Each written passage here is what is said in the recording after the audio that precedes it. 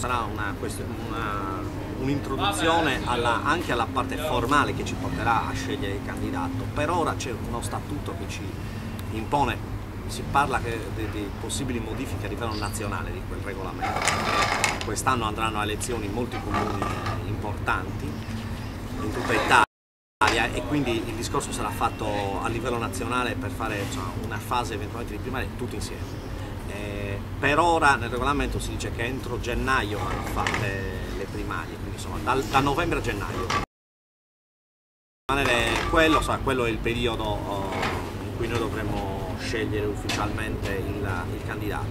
Resta inteso che la fase delle primarie va concordata con la coalizione, perché bisogna prima formare una coalizione e poi decidere insieme come procedere, se fare le primarie. Nel caso non ci dovesse essere primarie di coalizione, per ora il regolamento del partito impone delle primarie interne e la scelta di un proprio candidato da portare poi al tavolo della coalizione.